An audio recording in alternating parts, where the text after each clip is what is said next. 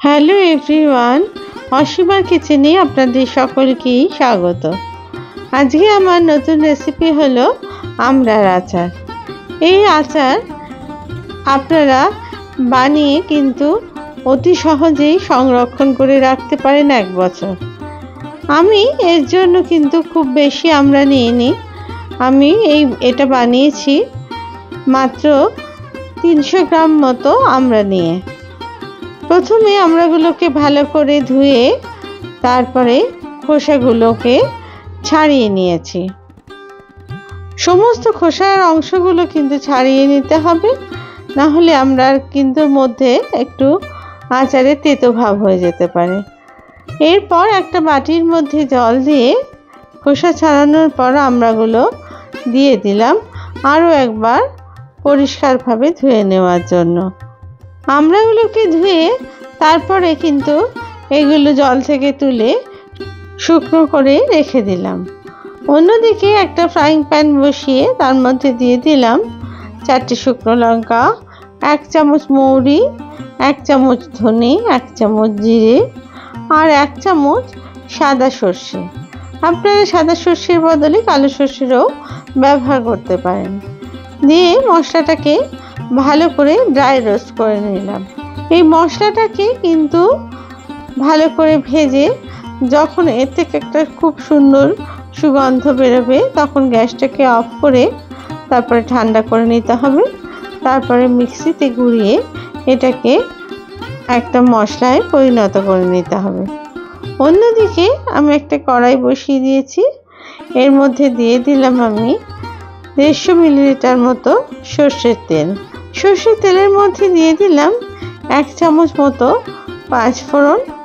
তারপরে ভালো করে পাঁচফোড়নটা তেলের মধ্যে ভাজা হয়ে গেলে আমি এরপর দিয়ে দিলাম আমড়াগুলোকে তেলের মধ্যে দেওয়ার পরেই আমড়াগুলোকে বেশ খানিকক্ষণ ধরে আমি ভেজে নিলাম। এরপর ঢাকনা দিয়ে দিলাম মিনিট 5 জন্য। এই রান্নাটা আমি কিন্তু মিডিয়াম ফ্লেমে করছি।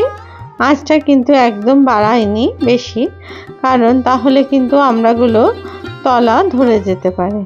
5 মিনিট পরে দেখুন আমড়ার রং কিন্তু পাল্টে গেছে। আর এরপর ঢাকনা খুলে আবার নাড়াচাড়া করে আমড়াগুলোকে আরও খানিকক্ষণ ভেজে নিলাম। এরপর এর মধ্যে দিয়ে দিলাম 1 চামচ মতো নুন। নুনটা আপনারা আপনাদের স্বাদ অনুযায়ী দেবেন, কিন্তু এই কটা আমড়ার জন্য এই 1 চামচ নুনই যথেষ্ট। আর এটা কিন্তু আমার কাছে ছোট চামচের মাপ আমি নিয়েছি। আমি এখানে আর কোনো মশলা কিন্তু ব্যবহার করব না, শুধুমাত্র নুন আর ভাজা মশলা দিয়েই এই আচারটা তৈরি করব।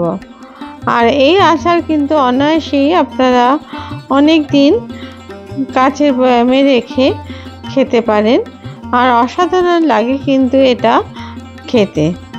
আমড়াগুলো 5 মিনিট কড়াইয়ের মধ্যে একটু রেখে ভাজা মতো হয়ে গেলে সেটার মধ্যে এবার আমি দিয়ে দিলাম 100 গ্রাম মতো চিনি আর দিয়ে দিলাম 200 গ্রাম মতো গুড়।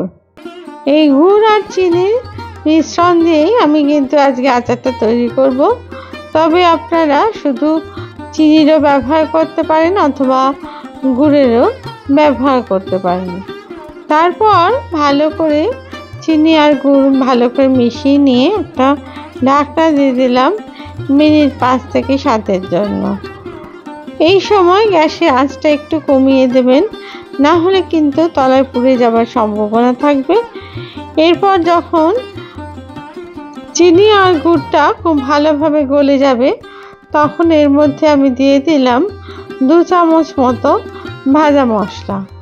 সমস্ত মশলা কিন্তু ভালো করে আমড়াগুলোর মধ্যে মিশিয়ে দিলাম, যাতে করে প্রত্যেকটা আমড়ার মধ্যে মশলা ঢুকে যায়।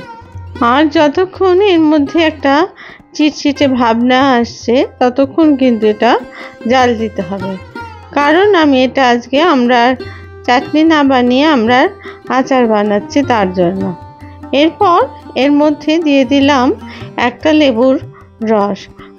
আপনারা লেবুর রসের জায়গায় ভিনিগারও ব্যবহার করতে পারেন। তাহলে আচারটা অনেক দিন পর্যন্ত ভালো থাকবে আর স্বাদটাও কিন্তু বেশ ভালো লাগে। তাই আজকে আমি লেবুর রস দিয়ে কিন্তু আচারটা বানালাম। দেখুন আস্তে আস্তে কিন্তু এটা ঘন হয়ে আসছে। এই পর্যায়ে আমি আরও মিনিট 5 ফুটিয়ে তারপরে এর মধ্যে হাফ চামচ মতো ভাজা মশলা দিয়ে এবার কিন্তু গ্যাসটাকে অফ করে দেব, কারণ এটা ঠান্ডা হলে কিন্তু একদম চিটচিটে ভাব হয়ে যাবে আর তখন এটা খেতে কিন্তু অসাধারণ। দেখুন কত সুন্দর হয়েছে এই আমড়ার আচার। এর আচার কিন্তু একদম প্রস্তুত। এবার আমি একটা প্লেটে এটাকে সার্ভ করে দিলাম। আপনাদের যদি এই রেসিপি ভালো লেগে থাকে তাহলে প্লিজ লাইক, শেয়ার আর কমেন্টস করতে ভুলবেন না। আর আমার চ্যানেলে যদি আপনারা নতুন সদস্য হন তাহলে প্লিজ চ্যানেলটিকে সাবস্ক্রাইব করবার অনুরোধ রইল আর পাশে থাকা বেল আইকনটিকে প্লিজ প্রেস করে দেবেন, যাতে করে নতুন রেসিপি দিলেই অতি সহজেই তা আপনাদের কাছে পৌঁছে যায়।